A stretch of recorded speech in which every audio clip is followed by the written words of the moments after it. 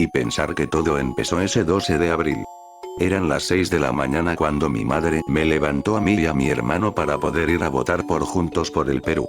Ese día andaba de malas porque recién había cumplido 19 años y esto de las elecciones era algo nuevo para mí. Al final me molesté.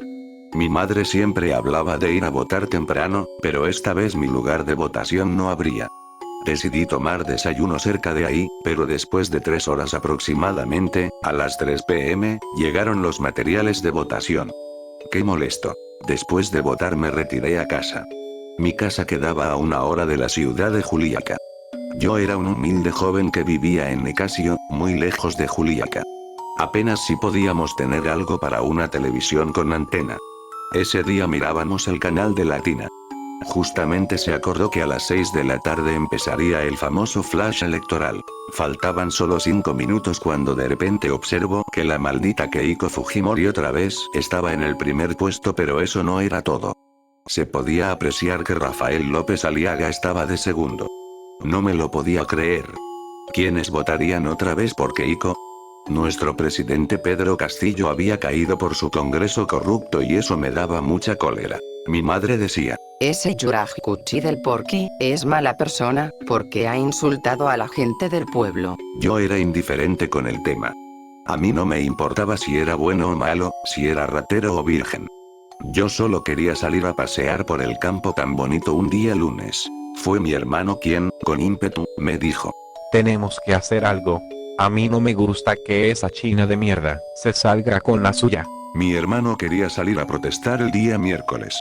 Yo, como el menor, estaba obligado a acompañarlo para evitarme problemas con mi madre. Sin embargo, justo esos días la tensión comenzó a disminuir. 2 días después, el 17 de abril, se daba por sentado que la segunda vuelta sería entre Roberto Sánchez y Keiko Fujimori. La noticia corrió rápido por el pueblo y el ambiente cambió completamente. Mi hermano sonrió con entusiasmo. Todavía hay esperanza. Estoy seguro que esta vez sí podremos ganar. Mi madre también parecía más tranquila. Ese Roberto Sánchez parece buena persona. Tal vez ahora sí se acuerden de la gente del campo. Incluso mi padre, que casi nunca hablaba de política, añadió: si llega a la presidencia, quizá tengamos más oportunidades. Las protestas que se habían planeado se cancelaron. Muchos decidieron esperar la segunda vuelta. Durante esos días el pueblo volvió a su rutina habitual, aunque la incertidumbre seguía presente. El tiempo fue avanzando lentamente hasta que llegó el domingo 7 de junio de 2026, día en que se llevaría a cabo la segunda vuelta entre Roberto Sánchez y Keiko Fujimori. Ese día el ambiente era tenso. En mi localidad muchos fueron a votar temprano, mientras otros preferían esperar los resultados desde sus casas. Recuerdo que esa tarde nos reunimos frente al televisor como la vez anterior.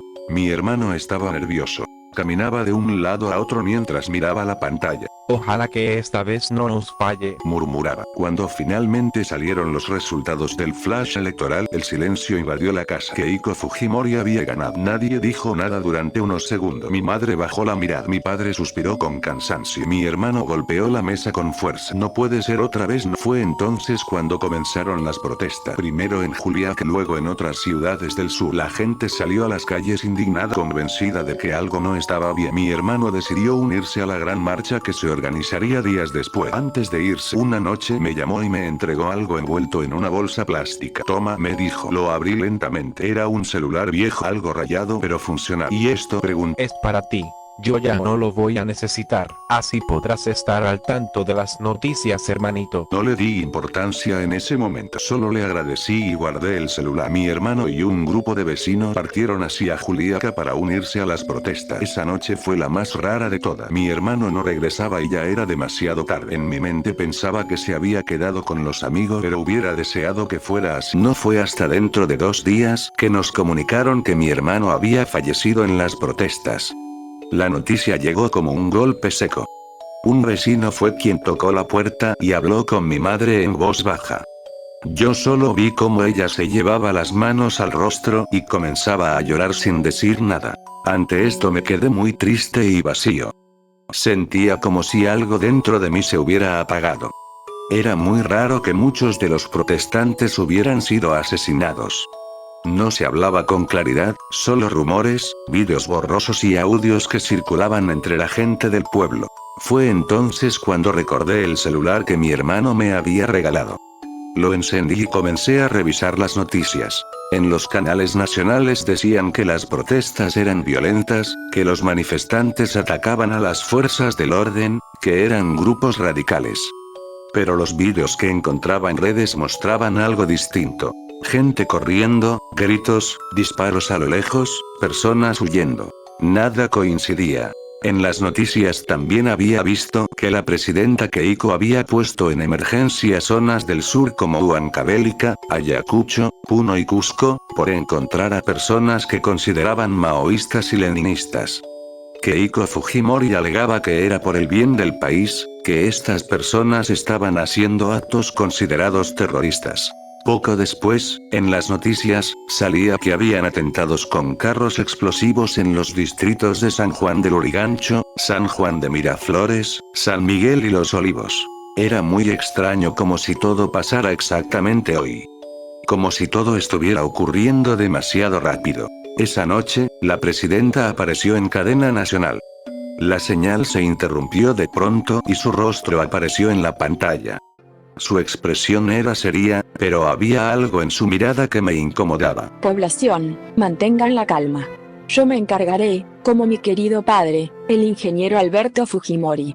Por eso prohibiré que todos aquellos que estén en contra del Fujimorismo continúen generando violencia en nuestro país. Eso es lo que quería mi padre, acabar con la ignorancia, con el serrano resentido. No podemos continuar con este odio, sin combatirlo con más odio. Exhorto a la querida Lima Metropolitana que, si tienen un vecino de provincia, llamen a las autoridades. Debemos mantener el orden en el país. No podemos permitir que el terrorismo vuelva a levantarse. La transmisión terminó abruptamente. En la casa quedó un silencio incómodo. ¿Escuchaste eso, hijo? Esa mujer planea matarnos a todos. Preguntó mi madre con voz temblorosa. No respondí. Sentí un escalofrío recorrer mi espalda. Miré nuevamente el celular. Las redes estaban llenas de mensajes de miedo, de gente que decía que estaban entrando militares a pueblos del sur, de personas que denunciaban desapariciones. Fue entonces cuando recibí un mensaje desconocido. Solo decía: tu hermano no murió en una protesta. Él vio algo que no debía ver. Poco después del mensaje, Keiko anunció el toque de queda en todo el Perú. No sabía qué pensar. El último toque de queda que viví fue en el 2020, con la pandemia. Yo aún era un mocoso y, la verdad, me gustaba quedarme en casa escuchando la radio o mirando al ganado pastar. No podía evitar pensar en mi hermano. ¿Por qué tenía que morir? ¿Acaso tenía un sentido? Unos días después se acercó el vecino Carlos, quien me dijo que necesitaba mano de hombre para poder pelear. Él, al pelear, se refería a enfrentarse a este gobierno corrupto y desaliñado en el Perú. Yo dudaba, pero el señor Carlos me hablaba que los policías de Keiko Fujimori mataron a mi hermano mayor. Eso me llenó de unas ganas tremendas de hacerme el héroe, pero a la vez sentía miedo. No era el único en el grupo del señor Carlos. Ante mí veía a algunos compañeros de colegio y otros vecinos. El plan era muy simple. Lo único que teníamos que hacer era llegar a la capital unidos con las fuerzas del sur para desatar una guerra civil. Pero, por lo que nos comentaban, se decía que habían puesto precio a la cabeza del señor Carlos. Él me dijo: el gobierno quiere acabar con la gente de la sierra, a como dé lugar. Fue así como comenzamos nuestra caminata hacia la capital. En el camino observaba periódicos en el suelo con titulares que decían: Keiko liberó a Montesinos para combatir la inseguridad, la sierra es cuna de tucos, la presidenta Fujimori inicia plan de emergencia en todo Perú, Keiko dice que la inseguridad se acaba si los matamos a todos. Al ver todos esos periódicos, de algo estaba seguro: si nos encontraban, íbamos a morir.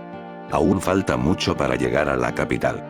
Justo escribiría esto en un cuaderno que encontré de camino.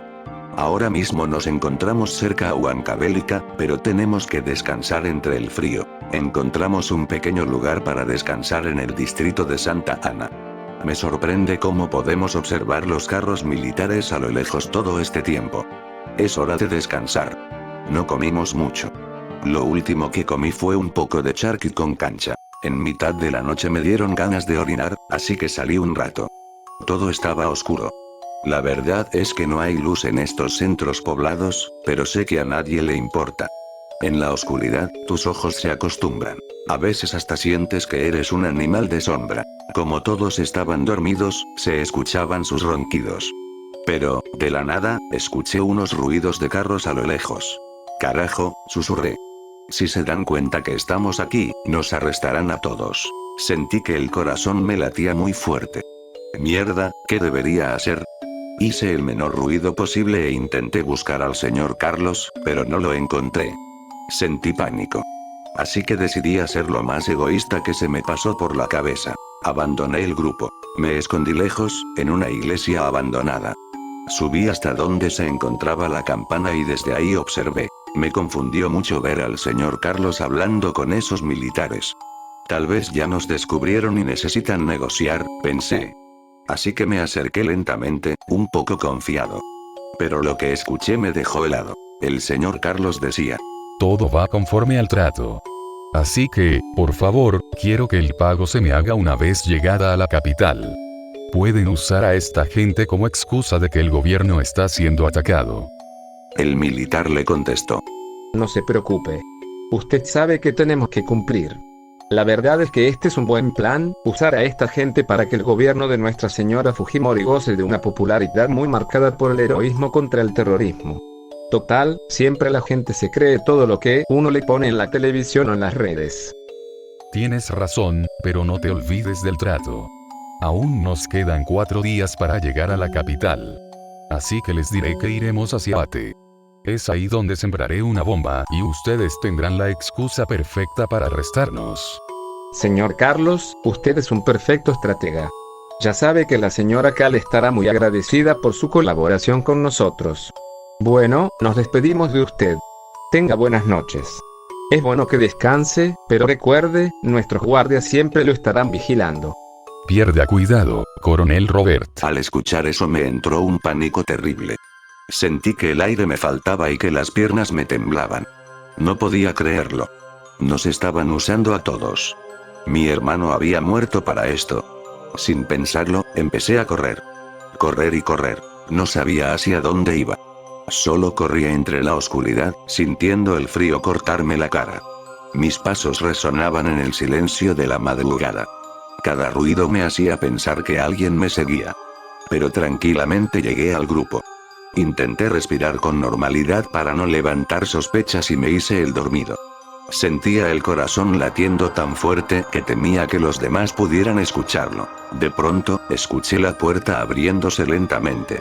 Sabía que era el señor Carlos. Sus pasos eran pesados, arrastrados, como si no le importara hacer ruido. Se detuvo unos segundos, como si estuviera observándonos. Yo cerré los ojos con más fuerza, intentando no moverme ni un centímetro. Maldita sea la hora en que empezamos a confiar en ese señor, pensé, mientras sentía el frío recorrerme la espalda. Escuché cómo se acomodaba en su sitio. Luego, todo volvió al silencio. Pero esa noche ya no pude dormir.